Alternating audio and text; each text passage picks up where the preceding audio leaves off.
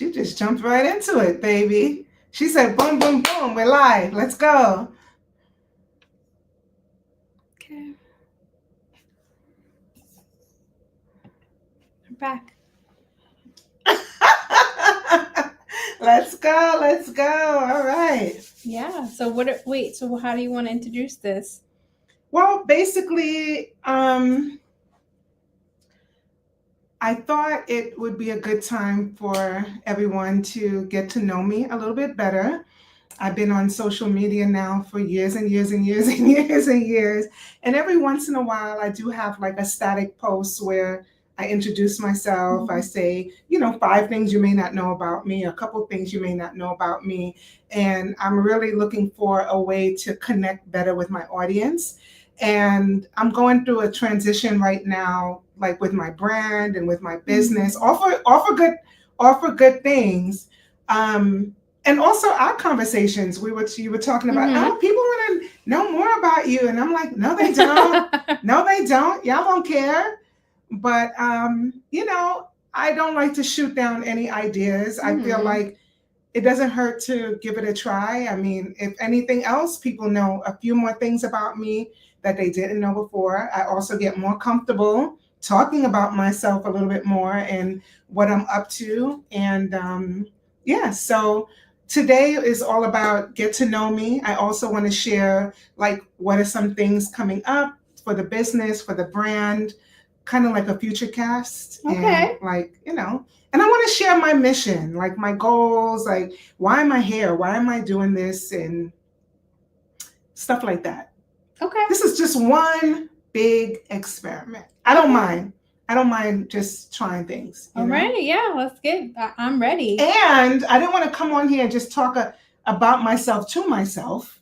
So I said, Kiara, can you just ask me the questions? Oh, because one thing I did identify is that when it comes to talking about myself, I answer questions better than just straight up telling you about myself or what I'm doing. Yeah. I just answer questions better. So. Got it. Let's get right into this. You're the questioner. Yeah, let's get right into it. I can get deep too, guys. Let me know how deep you guys want to actually get. Boy. And if you guys have any questions that I haven't asked, then you guys can put it in the chat. Put it in the comments and all that stuff too. So this is part 1, so we can go deeper. It's also, so we don't answer something you want to know, make sure you let. Yeah, part 1. We want to flesh it out, see what it looks like. Okay, so let's go straight to the beginning. What inspired you to become a hairstylist? Beauty. From a very young age, I was introduced to beauty in my family. I come from a Caribbean household. Big up Trini. Any Trini in the house? Let me know. Drop that flag in the chat. Back to the program. Back to the program. But I grew up with strong women in my household that really took pride in their appearance. So that was like my initial introduction. Hair was always done. Aunts doing my mother doing my grandmother, or the sisters doing each other's hair. So it was always like, a family community time of bonding and stuff like that. So I didn't know per se that the hairstyling was a business. I just thought that that's what we did in the house because everybody did it pretty good, Yeah. Almost on a professional level, Okay. So Okay. Yeah, they were good. That's what inspired me. But it was something that I continued on. I practiced on myself. When people were playing with dolls, I was playing with my own hair, my friends, my neighbors. And pretty soon the word started to get around that this is something that I was doing. And at a very early age, I would say maybe about 10, 11, I think that's when like the neighborhood really started to catching on to it. Okay. So my next question was going to be, how did you get started in the industry? So you're saying that you started from at home when you were a little girl around 11, but what was your first introduction into this huge industry? You mean like beauty? transacting? Yeah. Okay. Like getting paid. Yeah. I Yeah. because right. Yes. Well, how did you get started? When I was a young, I wouldn't even call myself a stylist yet because we're talking from 11 to 12 now. I'm just like, you know what? I just have to find a way a clever way to get immersed into this business because too young to have a working card, too young to work. I don't think I was even able to work yet, but I love trips to the salon. Like my grandmother would take me with her sometimes to get her, well, the family did each other's hair, but from time to time she went to Macy's and different places that had salons in them to get her hair. I was like, I could still smell the smell. If you love hair, you love beauty, you know that smell of going into a hair salon, smelling that finishing, pressing combs. It had a certain smell. But anyway, I had to find a clever way to get into that environment, like to just be in it, not just on the weekends or every other week when my grandmother was getting her hair done. So I don't know how I did it, but I came up with this plan to walk into like a neighborhood hair salon and tell them that I had a school project and which was all made up. Wow. Yeah. Okay, you had a school project. I had a school project and I had to assist as part of the project. I had to like work in a salon and the lady said, okay. So I think 12 years old. Wow. I never knew that. They don't make them like us anymore. I never knew that, guys. That's great. That's crazy. I'm finding out that the Gen X's were doing a lot back in the day. Yeah. We were, kind of raising ourselves. But anyhow, I walked into the salon and she hired me. But to be careful what you ask for because she was busy and she actually needed the help. This wasn't for me to just sit back and look in the clouds and daydream about being in the industry. She was like, actually, I do need the help. And my goodness, that was another story for another day. But that was my entry into transacting in the industry. Wow, before you even legally was able to work, you were doing hair. Yeah. You were doing hair. Yeah. You had a long career. Yeah. Even at 11, the neighbors were giving me, money to do their relaxers. And I didn't have a set fee yet. I didn't have that wherewithal yet to do that, but I was getting money. So I was transacting since maybe the age of 11 and then around 12 or 13 or so marched into the salon to say, yeah, I want more of this. Wow. Okay. Wow. So starting at 11, can you tell me? I love your reactions. So starting at 11 from now, can you tell me what was one of your most, I guess, exciting jobs or gigs or from 11 till now? Yeah, Kiara? The one that stands out. The one that stands out the most. We're talking 35 years. Tell me the one that just came, the one that popped into your mind. Just Nothing did. All I was thinking was like 35 years. 35 years. I'm gonna just have to talk about the most recent because and that was my trip to Kenya. Nice. Yes. We've seen that. We're seeing that on Instagram. Yes. Oh, we love more it. than seeing it. I'm serving it. We're living through you. We love that. That is. But I would say the most profound profound transformative moment in my life up to now, it's going to be the most recent, which was my trip to Kenya. It was not just a leisure trip to Kenya, although leisure was involved.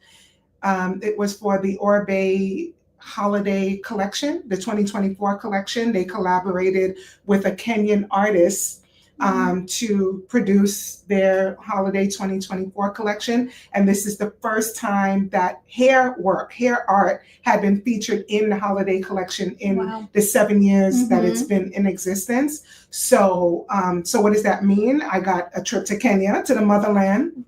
Nice. I got a trip to forever. Hey. I got a trip to the motherland, and that was transformative. Although this is not my first time taking a trip to Africa, this experience was just so different. Tandaway and her team, her family, her team made sure that we were taken care of. We had a very authentic Kenyan experience. She really just immersed us in the culture. Secondly, the project itself was monumental. To be able to collaborate with such a powerhouse woman. Like, I'm going to do a total dedicated post just to her, and she knows how I feel. I've been fangirling about her from day one, because even the reason why I'm creating in this space is because of her, and that exposure and that inspiration and that revelation that I had. So, and also collaborating, that the collaboration, the communities. So I would say that this last trip, this last collaboration, I'm just so thankful for the opportunity that, the brand Orbe just seized a moment and thought of me to put me in the center of that. And I'm forever grateful. So that was the most recent. And I can talk on and on and on about it. But if you go back on my social media, I do go into great detail about my experience in Kenya. And although I can't get my word, like I write my feelings out. I'm working on my public speaking, but it's like I write out my feelings because it's uninterrupted. I can edit it. I can go back. I can make it more robust. So that is more of in-depth feeling of my journey and my story in Kenya. That's honestly, listening to you and how you started talking about how you began with the culture. Like you and your family, it was a culture, and then for your most like powerful transformational gig or job to date is like so enriched in culture. Yeah, it is. It's like it's a full circle. I feel like I'm looking at it as such a full circle moment for you. Like, and you have a that's great, how you have have a way of doing that. You have a way. You just pointed out something because there was a moment there. I'm not sure if this is in any of the videos on the Orbe page, but there was a moment where Tandaway and her sister were doing a head wrap on their mother. And in a very traditional way. And you're right. I didn't even put two and two together how important that is, that they did that they took a moment to have that bond. And that's where you started.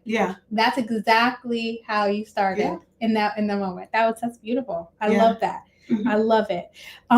So with that, how can you tell us some of the ways that you stay inspired and motivated? We just heard about the artist and stuff and how she's one of the reasons why you have this space, but is there other ways that you stay inspired, you stay motivated in this industry? It's I'm not going to say it's easy, but it's easier these days. Because I was not feeling inspired for a long time. I think it is the love for the industry that kept me going just on automatic, and also the spirit of excellence, right? Just kind of wanting to always do my best, be my best, and show up as my best. That's what kept me going, but that was kind of an automatic thing. It wasn't until recently, again, just pivoting off of this, being in such a dynamic, immersed in a creative environment where just it was so unapologetic. It was just so unapologetic. I was looking for ways, because I'm also entering into a new chapter in my life. I don't know if anyone here has been following along, but I have teenage girls that just graduated high school. They're entering into university. And I've been preparing myself for a long time, talking to moms about what this is like going into this next season. And I thought that I was fully prepared for it, because I have my own thing going on. I mean, I'm integrated in their life, but I already had my own thing going on, but I still felt it. I still felt that separation. And even though I had started trying to build a new identity, but what keeps me inspired these days, now that I got that boost in March, is knowing that I need community. I need community. I need to be around like-minded people. I need to be around creative people. And most importantly, as artists, we need a space. we need a space to create. It may not be a space outside of your home, but you need dedicated time. You need to be intentional about pouring into yourself by way of your art and your creativity. So that is what triggered it. That's what kickstarted it. And then I remembered, yes, I love being in community. I'm inspired by my community. So Yeah. I signed up for classes. Mhm. I was taking online classes too, but then I actually attended a natural hair event a few months ago. And then I attended another business event. And this is all by myself so far. Mhm. So far, these educational trips have been by myself. And then I just did the Rezo. I just got level 1 certified in Rezo cuts, which is a curly cut. So these days I'm staying inspired by being in community, finding community, tapping into the community, and really getting back to education, like pouring into my own cup after, filling up other people's cup for years. Nice. I love that. I love it. And you started to speak on your girls, right? And your family and stuff. So I think I would like to know, how do you balance this like amazing career that you have and life, and family and stuff, like what this work-life balance is? That, do you even have balance? Is there such a thing? Yeah. Do you aim for with that? I think the first thing that I had to do, and again, this is not easy stuff. This is not cookie cutter formula, but to remind yourself that you're not perfect. I'm not perfect. There's no such thing as perfection. And what we can do is, or what I do, is really just strive to be a better person every single day. And keeping God, really, I'm a believer. I'm a woman of faith. And I really believe that the further we get away from that connection is the more chaos that we experience. So in the year 2024, I have a word. It's something I used to do all the time. It's just a word that will center you and remind you of who you are and what you're, the feeling that you want to carry. And my word for this year was harmony. In the past, it was hustle. It was not hustle. It was it almost felt like that should have been the word, right? It was like words that were really triggering this aggression to really go out there and set my goals, and not set my goals, but to achieve them. And this year, harmony came from the fact that, you know what? I would rather be harmonious and in alignment with everything that's going on around us, because let's face it, you end up sacrificing something. If I go full throttle with work, then family, spirit, every health decline. If you go full throttle in any one area, the other areas decline. So harmony, what is harmony? Harmony is everything coming together for that one beautiful sound. And that's really what I try to do this year. I also have people like you around me that will say, "Hey, where's the grace? Where's that grace? Look like you hustling. Like you hustling right now. I'm very big on grace. This don't look like you harmonizing. I'm like, you need some grace? Let me get it for you. Let me get it for you. Here you go." So the balance with home work, it comes from just trying my best to align, and really what's important now, today, is not going to be what's important yesterday or tomorrow. I might need to deal with a work issue that might take precedence. I might need to, all last year was about college planning, applications, getting them college ready. So a lot of things took the back burner. I tried my best to keep it going. But harmony just meant that I felt mostly good through the whole mostly good through the whole process, mostly at peace, mostly full of joy. And you know what? With each day, with me stepping into that alignment, it gets easier and easier, especially now in this next chapter, and just answering to this calling of joy and peace. It's just exciting. This new chapter, like the mature women say, it gets me so juiced up. I'm just getting started. How does that make you feel when I say that? It's good. It's good. It's really good. I think that a lot of what you're saying is so inspiring, because even from you talking about your trip to Africa and stuff like that, and you had a really long career, Yeah. and your most like profound moment was like a couple of months ago. Yeah. That's inspiring to someone that has a career to keep going. Like Mhm. it's gonna, like, it gets better and Yeah. better and better and better. Yeah. Like it's, And there's no that finish is- line. No. That I wrote that You keep getting I wrote better. that in my journal today. Journaling, that's big for me. I'm almost obsessed with it. But there is no finish line, and I think for a long time with those other words, it was just trying. It was like the goal was the finish line, you know. But now there's no finish line. Let's enjoy every moment of it and just get more and more to who we really are. Okay. Next question would be, what is the most challenging part of your career, or what has been the most challenging part, and how did you overcome that? How are you overcoming that? It's so funny because each phase of the career has a different challenge. My challenge now is not my challenge then. In the beginning, the challenge was making a name for myself, right? So dealing with imposter syndrome, dealing with insecurities, dealing with not standing up for myself, and things like not feeling good enough, you know, those challenges. How I overcame that in the beginning was, which wasn't easy. Again, I have to preface this that saying nothing I did was easy, although there's certain people who think that, oh, you don't feel anything. You don't, if I cut you, you won't bleed. Yeah. Like you're superhuman. It's not that. It's like you feel it, but you just keep pushing past it. I don't know how. With some grace. With some grace. Yeah. But yeah, so the challenge in the beginning was making a name for myself and not feeling like people were taking me seriously. So it's just continuing to believe in yourself.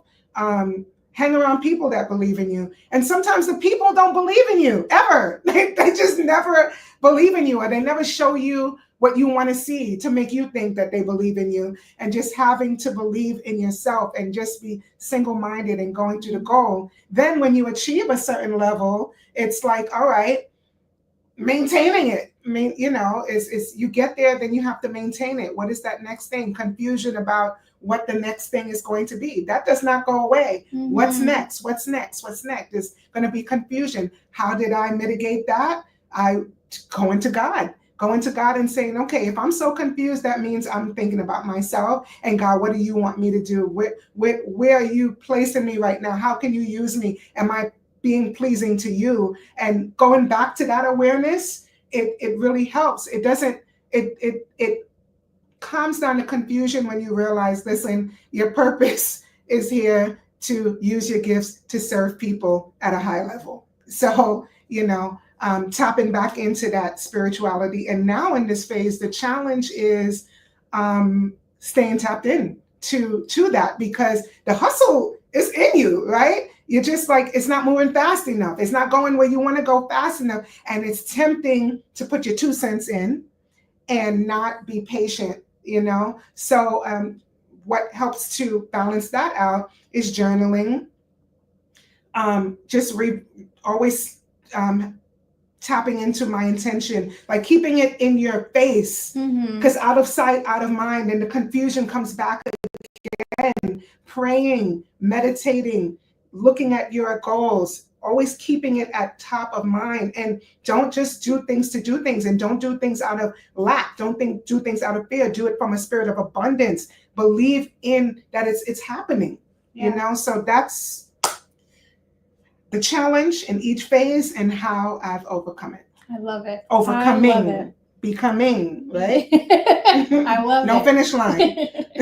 Okay, so some people know you as Stacey, the hairstylist behind the chair, right? You've had a long career of actually being behind the chair doing hair. But we also have, in the more recent years, seen you as an educator, right? Out on stage teaching and stuff like that. What did that transition look like were going from just in a salon behind the chair to actually on big stages and teaching these things that you've learned and stuff? What did that transition look like? How did I go from being behind the chair to doing how did that? you do it? Well, first of all, I saw something yesterday. What was I watching?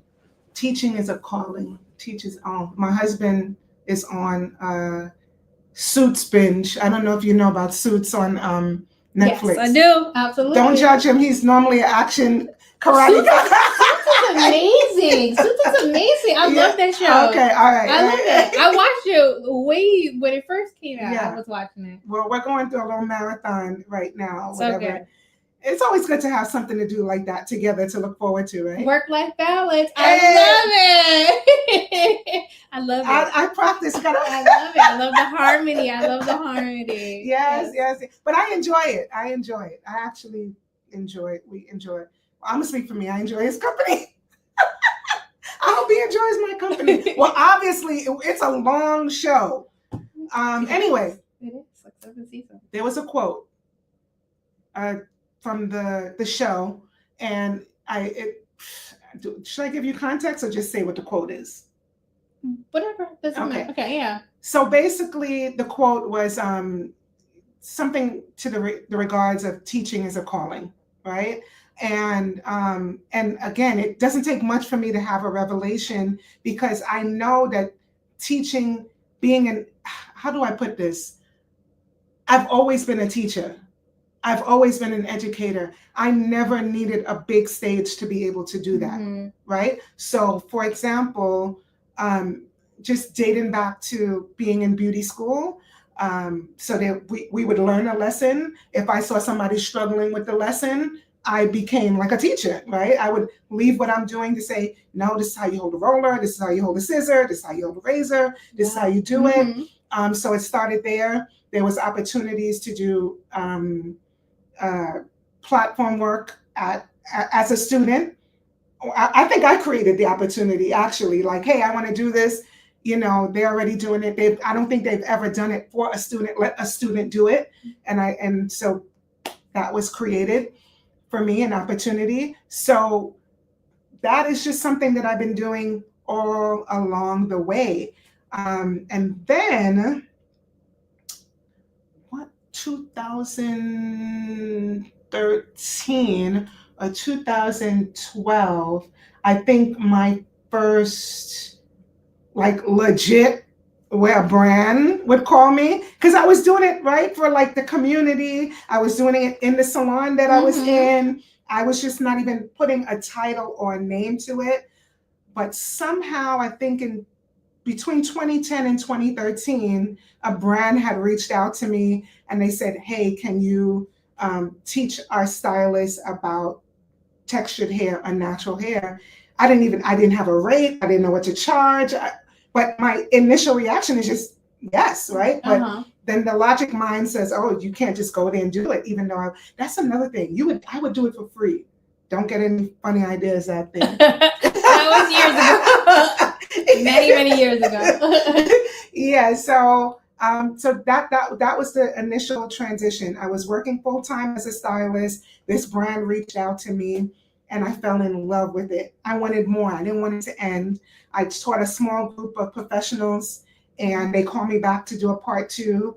And I was just like, there's more to this. I want to do this. And but the transition to full time happened in 2016, where God told me, I need you to.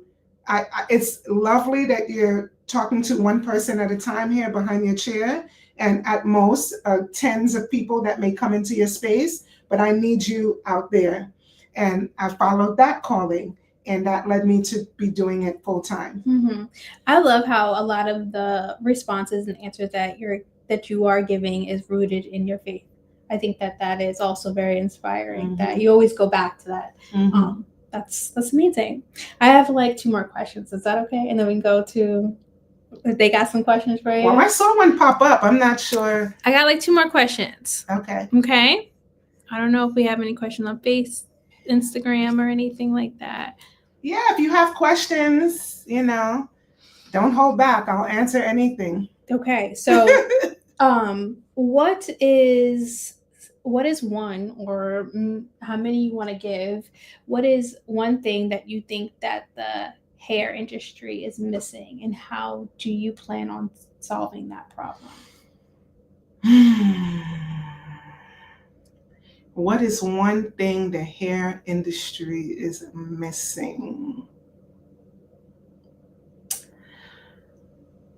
I can't really speak to missing, because when I started, there's a lot missing. Okay. So I can't speak to missing, but I can speak to what I'm doing. Yes. You know, because when I entered into the beauty industry, you know who was on my heart? Who? The everyday woman and hairstylists. Mm-hmm. Big on mentoring. Big on mentoring. So there's two, my heart is divided into a couple of sections. And the first part is mentorship for hairstylists and salon owners. So what happens to me is that I learn something, I get excited, and then I want to share. That is just, but I realize now, 30 something years later, that is the calling of a teacher, to learn and to share, to learn and to share. So when I wasn't learning, I was uninspired because I had nothing to share, therefore not being in my purpose, but I digress. So the first part is that when I left Queens and Long Island and started working in Manhattan, it exposed me to a high end. It exposed me to a different quality of work ethic, a different quality of ambiance, and it exposed me to a different level of professionalism, systems, in the salon culture and environment. There's disparity, huge disparity from what I was seeing in Queens and Long Island, and in Black salons at the time. Okay, we're talking 20 something years ago. I don't know. I can't really tell you how different it is now, sadly. Tiptoeing here. Tiptoeing. So I saw a huge difference from what was going on in Manhattan in these high-end salons to what was happening with my people back in Queens, Long Island, maybe even Brooklyn. So that was the initial thing, was to give to we're talking about what was missing. Yes. So that was the first thing, right? One of the first things that I saw was that disparity in how Black salons, or in my area, can't speak for the whole country or world, were running their business. Okay, so I immediately wanted to come back and to do that. So how did I do it? I opened my first salon and I said, you know what? I'm not seeing it, so I'm going to create it. I'm going to mentor. I'm going to create the systems. I'm going to create the environment. I'm going to have the best customer service. I'm going to use the best products. I'm going to use the best tools. It was wildly successful. Okay, so ever since then, that's what I do. I get exposed. When you know better, you do better. I want everybody around me to do better. So, and also coming up into the industry, there's a lot of inequalities too when it comes to beauty standards. I could talk about that endlessly. Then when we're on set, backstage, runway, there's a lot of inequalities there. With who's getting hired for the job, who's working on the job, how are they caring for multicultural, multi-ethnic backgrounds on set? What is the treatment? So you know what? What's missing is a lot missing. But what I've done was just take this vessel, and wherever I am, I try to leave it better than it was. Absolutely. Because it's so much. Absolutely. Round of applause. You know?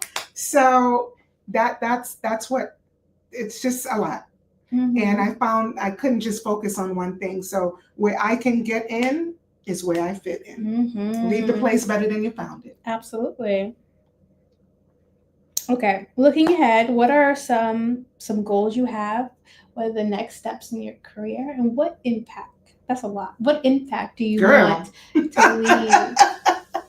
in this industry? I would say It's a loaded question. The It first, can be it's my last one too, so that's why. okay, all right. Well, the next steps for me is I set goals for the space. Mm-hmm. And what I realize is that working in and visiting these high-end salons across the country, across the world, there's something, again, missing, right? Something that I was missing. And what I realized is that it could be a reason why my business did well, but how I could have taken it to the next level was to implement what I see now and what I'm being exposed to, which is culture, which is systems, which is key players in a team. So the next steps for me is really to find a formula, a success formula for my space. Mm-hmm. And we talked about what that could look like. And part of that is finding the systems that has the clients happy and coming in. Also, this ecosystem, the Stacey Ciceron brand, this ecosystem, finding ways to keep that going and taking it to the next level and not contracting. Mm-hmm. Like we were talking about earlier, when things are happening, let it go, let it happen. So the next thing is just being open and expansive to whatever that next step is, listening for that calling, working on these systems, getting those clients in and serving on a high level, continuing with the education. Just becoming an overall better person. Mm-hmm. And the impact that I would like to make is to inspire those around me. Wink, wink. To cut bangs. No. To cut your hair. Wake them up. No, it's just to, what I realized also in one of these last presentations that I did, it hit me that you cannot control how someone is inspired. I think it's not that I was trying to control it, but I'm just like, well, if I do this, it'll make this impact. And if I say this, it'll make this impact. If I show up this way, it'll have this impact. That's good. You really, you can't. I cannot control the impact, and I cannot control what is going to inspire you. Mm-hmm. I walked on stage one time with a planned outline of what the things that I wanted to talk about. Mm-hmm. We had already gone over the mood board. Like, we created a whole presentation that we spent weeks and months perfecting. And I walked out on stage, right? So put a pin in that. I walked out on stage. Fast forward to now mingling with the guests, the students. And one of the students was just so emphatic about, oh my God, I just manifested you, literally. And I'm like, yeah, I'm thinking they're just saying kind words, And she basically said, your segment was so impactful and so inspiring. So I'm like, well, what part? I'm the logical thinker. What part? And she was like, when you walked out, the minute you walked out, I knew that I was, something just clicked in my mind, that I was in the right place, doing the right thing. Like, all my efforts were. So the point is that I put so much energy into creating the impact and creating the inspiration. And then that moment, and I think I shared this on my social media, is that, girl, just show up. Mm-hmm. Show up consistently. Let them get what they're going to get. But I do everything in the spirit of excellence with the intention to have this impact. So I would love to continue to be impactful, but I can't tell you how I'm going to impact or how I'm going to inspire. But what I can tell you is that I am working to consistently show up. I'm dedicated to consistently showing up. There may be some lows where I'm just trying to reformulate, get myself together, mental health, whatever, but to just keep showing up. I'm committed to that. Mm-hmm. That's great. That's amazing. Now I know that was my last question. I would love to see if anybody My second to last. Has anybody else have any questions? But I find that when you sometimes when you go back, I don't know if you get to see them and if there are any ones that popped up. You do. You get to see that. So where's the questions? Come on. Where are the questions? So okay, so I do want to acknowledge that I see the impact and what you're doing with one of the most recent brands you've been working with is Orbit, right? I see the trailblazer in you, even with that brand. Like, I think that that's not, I think that we all have to acknowledge that that's not lost on us. Like, just the impact and the culture that I have seen that you represent in that brand. So I just wanted to fully acknowledge that you are doing exactly all the things that you say that you are You're doing God's work, girl. You are for real, for real. I think Thank that you. I appreciate that. I think that Orbit's an amazing brand, but in like the culture and like Black salons, a lot of people have not heard of Orbit, correct, right? And you're bringing that to a whole nother like level of things. It's like it's good to see it exposed. I think that you are building a gap between like just culture and luxury and stuff. So I think I just want to say that you are a trailblazer in your own right, and you are doing exactly all the things that you have said that you are doing, and that's just inspiring to see another creator just do the thing that you say you're going to do. So I want to acknowledge that. But I guess I wasn't a question. I don't have anything else. Oh, okay. Yeah. All right. Well, I feel like we're just getting warmed up. So you like go on and on. Yeah. So I know there's a little bit of a lag with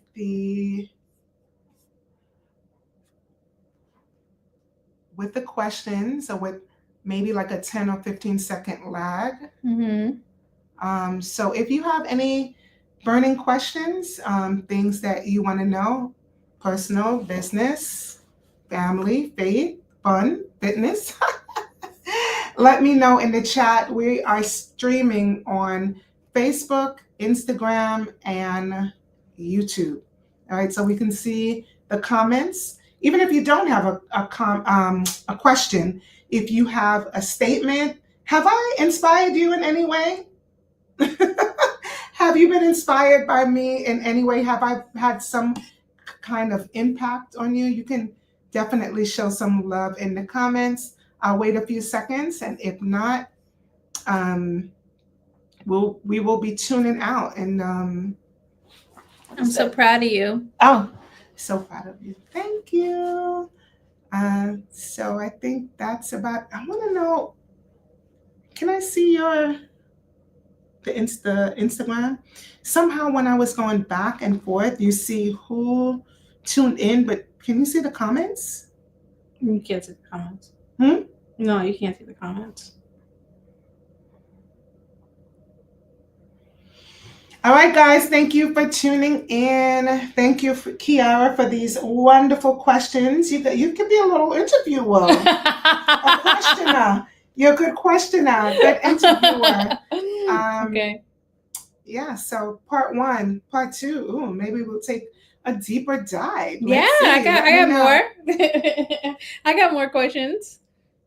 All right, guys, thank you so much for watching. We'll see you in the next one. Oh, if you're interested in booking a hair appointment, StaceyCiceron.com. You can find out all about it on the homepage or link in bio on my Instagram. And if you want to find out about the mistakes that you're making that might be keeping you from having beautiful, healthy hair like me and Kiara, go ahead and download my exclusive video, 10 Biggest Mistakes Keeping You from Having Healthy Hair. Thank you for all that you do. Thank you. Let's just like, okay, that's a wrap. All right, it's a wrap. Thank you, guys. Bye.